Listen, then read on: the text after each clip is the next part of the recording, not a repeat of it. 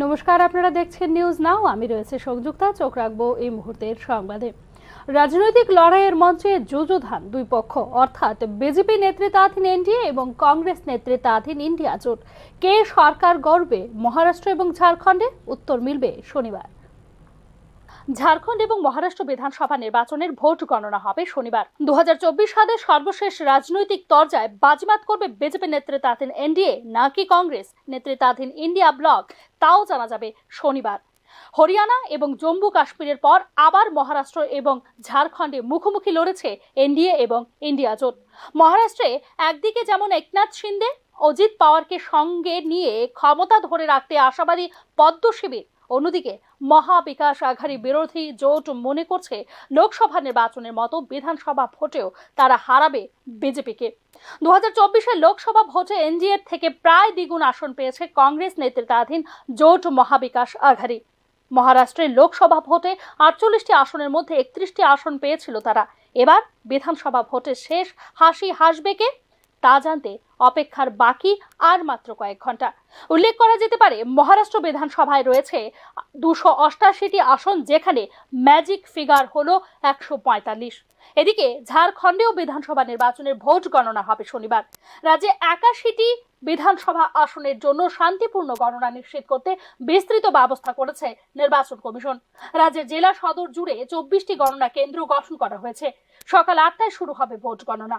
ঝাড়খণ্ডে মোট 81টি বিধানসভা আসনে ম্যাজিক ফিগার 42। 2019 সালের ঝাড়খণ্ড বিধানসভা নির্বাচনে জেএমএম নেতৃত্বাধীন জোট 48টি আসন জিতে সংখ্যাগরিষ্ঠতা অর্জন করেছিল। ঝাড়খণ্ড মুক্তি মোর্চা পেয়েছিল 30টি আসন, কংগ্রেস 16টি এবং আরজেডি একটি আসন জিতেছিল। এবারের ভোট লড়াই মূলত ইন্ডিয়া জোট বনাম এনডিএর মধ্যে। ইন্ডিয়া জোটে ঝাড়খণ্ড মুক্তি মোর্চা, কংগ্রেস এবং আরজেডি সহ আরো কয়েকটি ছোট দল রয়েছে। অন্যদিকে এনডিএতে রয়েছে বিজেপি, এজেএসইউ, জেডিইউ এবং এলজেপি।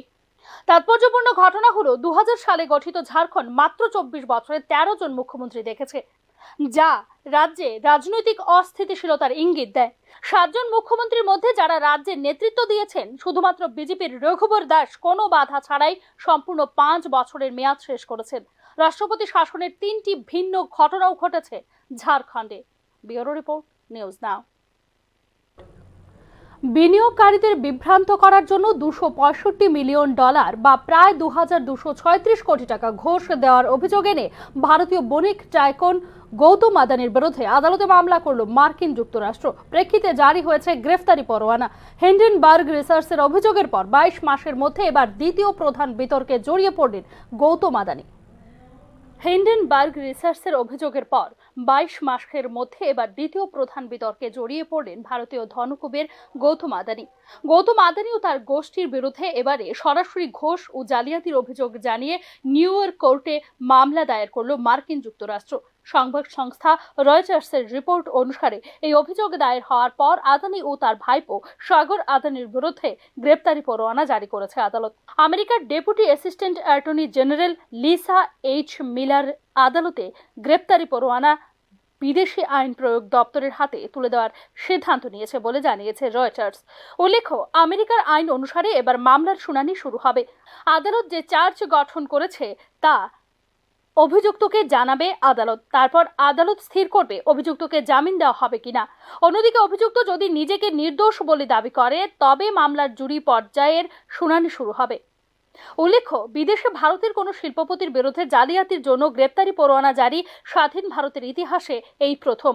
আমেরিকার বিচার বিভাগ এবং আমেরিকা সিকিউরিটি এক্সচেঞ্জ কমিশন ঘুষ ও জালিয়াতির অভিযোগ জানিয়ে ফৌজদারি ও দেওয়ানি আদালতে 2টি পৃথক মামলা দায়ের করা হয়েছে আদানির বিরুদ্ধে। গৌতম আদানি ও তাঁর ভাইপো সাগর আদানি এবং আরও 7 জন মিলে সৌর বিদ্যুৎ এবং কেন্দ্রীয় নির্মাণের বরাত পেতে ভারতের সরকারি আধিকারিকদের 2029 কোটি টাকা ঘুষ দিয়েছে বলে মামলাতে উল্লেখ করেছে মার্কিন যুক্তরাষ্ট্র প্রশাসন। আদানির সৌর বিদ্যুৎ প্রকল্প নির্মাণের পর তার বিদ্যুৎ কেনা নিয়ে সরকারের সঙ্গে রফার লক্ষ্যে চুক্তি চূড়ান্ত করতে ঘুষ দেওয়া হয়েছে। এভাবে আদানির সৌর বিদ্যুৎ প্রকল্পে আগামী 20 বছরে $200 কোটি মুনাফা নিশ্চিত করেছে বলেও মামলায় উল্লেখ করেছে যুক্ত যুক্তরাষ্ট্র প্রশাসন। উল্লেখ করা যেতে পারে, মাত্র 22 মাস আগে আদানি গোষ্ঠীর শেয়ার জালিয়াতিতে শেয়ার বাজার থেকে টাকা লোপাটের তথ্য ফাঁস করার দাবি করে রিপোর্ট প্রকাশ করেছিল আমেরিকার সংস্থা হিন্ডেনবার্গ। তবে সবকটি অভিযোগ ভিত্তিহীন বলে প্রতিক্রিয়া জানিয়েছে আদানি গোষ্ঠী। যদিও অভিযোগ ভিত্তিহীন কি না, আদানি গোষ্ঠীকে তা প্রমাণ করতে হবে আমেরিকার আদালতে। গৌতম আদানি ও সাগর আদানি ছাড়া আরও যাদের নামে জালিয়াতি ও ঘুষ দেওয়ার অভিযোগে মামলা দায়ের করা হয়েছে তারা হলেন আদানি সৌর বিদ্যুৎ সংস্থার সিইও বিনীত এস জৈন, রঞ্জিত গুপ্ত এবং রূপেশ আগরওয়াল।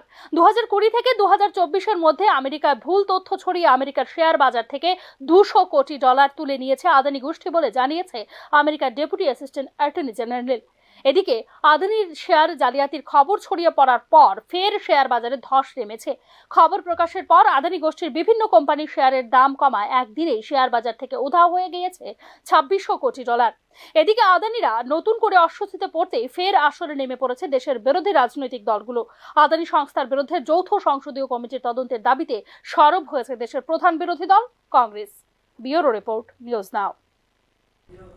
ত্রিপুরাকে করিডোর করে নেশা বাণিজ্যের বিষয়টি নিয়ে ইতিমধ্যে উৎকণ্ঠা প্রকাশ করেছে কেন্দ্রীয় গৃহ মন্ত্রক। কিন্তু এরই মধ্যে উঠে এলো আরও এক আশঙ্কাজনক তথ্য। রাজ্যের 90% বেকার নেশার কবলে বলে গবেষণাপত্রে উল্লেখ করেছে রিসার্চ গেট। এক্ষেত্রে 40% বয়স 20 থেকে 24 বছরের মধ্যে বলে গবেষণাপত্রে উল্লেখ করেছে রিসার্চ গেট। রাজ্যে নেশার বাড়ন্তের বিষয়টি নিয়ে আগেই আশঙ্কা প্রকাশ করেছিল কেন্দ্রীয় গৃহ মন্ত্রক। এবার বিষয়টি স্থান করে নিচ্ছে বিভিন্ন গবেষণা সংস্থার রিপোর্টেও। সদ্য প্রকাশিত গবেষণাপত্রে বেকারদের 90% নেশাগ্রস্ত হয়ে পড়েছে বলে উল্লেখ করেছে রিসার্চ গেট। বেকারত্ব এবং নেশা পারস্পরিক সম্পর্কযুক্ত হয়ে উঠেছে। সমীক্ষা অনুযায়ী নেশার করাল গ্রাসে আচ্ছন্ন ব্যক্তিদের মধ্যে 40% বয়স 20 থেকে 24 বছরের বলে দাবি করা হয়েছে গবেষণাপত্রে। এক্ষেত্রে 25 থেকে 30 বছর বয়সী রয়েছে 28%। অন্যদিকে 2 বছরের বেশি সময়কাল ধরে বেকার রয়েছেন 68% বলে সদ্য প্রকাশিত রিপোর্টে উল্লেখ করেছে রিসার্চ গেট। 20% বেকারত্বের সময়কাল 1 থেকে 2 বছর, 10% রয়েছে 6 মাস থেকে 1 বছর ধরে বেকার। যারা 6 মাসের কম সময় ধরে বেকার রয়েছেন তাদের সংখ্যা 2%। নেশা সামগ্রীতে বিশেষ কোনো বাছাই নেই। হেরোইন, ইনজেকশন সহ বাজারে যখন যা পাওয়া যায় তাতেই কাজ চালানো হয় এবং প্রতিদিনই তা অব্যাহত থাকে বলে সমীক্ষকদের জানিয়েছে নেশাগ্রস্তরা। বাজারে ড্রাগসের রমরমাই যে যুবদের বিপথে যাওয়ার কাজ সহজ করে দিচ্ছে, এই বিষয়টি উল্লেখ করা হয়েছে রিসার্চ গেটের সমীক্ষায়। বাজারে মাদকের সহজলভ্যতাই তাদের ওই পথে নিয়ে গেছে বলে দাবি করেছে নেশাসক্তরা। নেশা বা মানব পাচারের করিডোর হিসেবে উত্তর পূর্বাঞ্চলের মধ্যে ত্রিপুরাকে বেছে নিয়েছে পাচারকারীরা। মদ্য, গাঁজা, ফেন্সিডিলের পাশাপাশি হেরোইন, কোকিন, ইয়াবা সহ নানান মাদক, ট্যাবলেট, ইনজেকশন এসব কিছুর জন্যই প্রথম টার্গেট হচ্ছে যুবক এবং বেকাররা। এক্ষেত্রে স্কুল কলেজের ছাত্রছাত্রীরাও যুক্ত হয়ে পড়েছে নেশার সঙ্গে।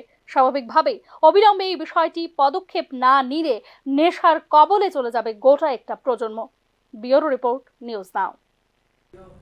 নেশামুক্ত ভারত অভিযানের অধীনে নেশামুক্ত ভারত ও নেশামুক্ত ত্রিপুরা গড়ার লক্ষ্যে পশ্চিম ত্রিপুরা জেলা প্রশাসন এবং সমাজ কল্যাণ ও সমাজ শিক্ষা দপ্তরের যৌথ উদ্যোগে শুক্রবার মাস্টার স্বেচ্ছাসেবকদের প্রশিক্ষণ শিবির অনুষ্ঠিত হয় আগরতলার বীরচন্দ্র স্ট্রিট সেন্ট্রাল লাইব্রেরিতে।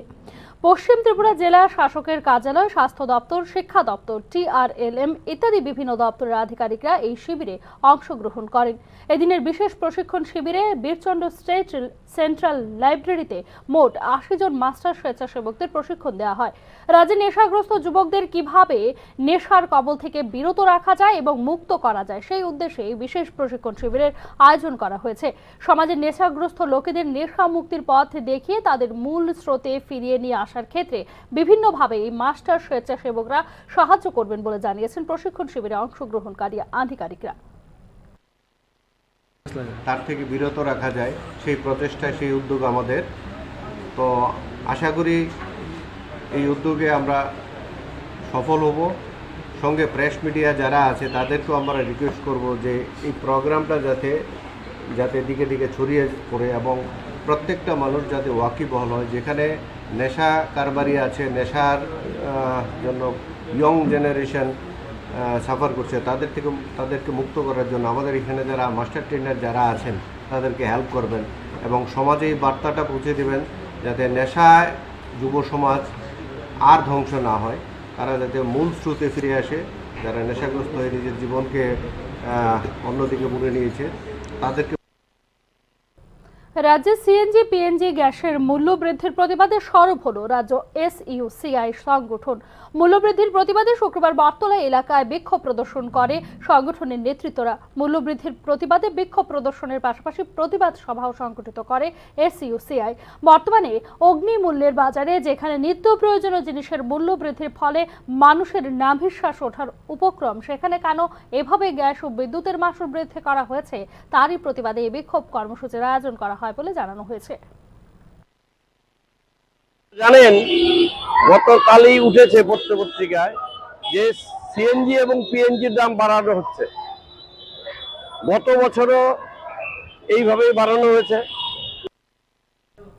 এখনকার মতো সংবাদ এখানে শেষ করছি। অন্যান্য আপডেটস পেতে চোখ রাখুন নিউজ নাও এর পর্দায়।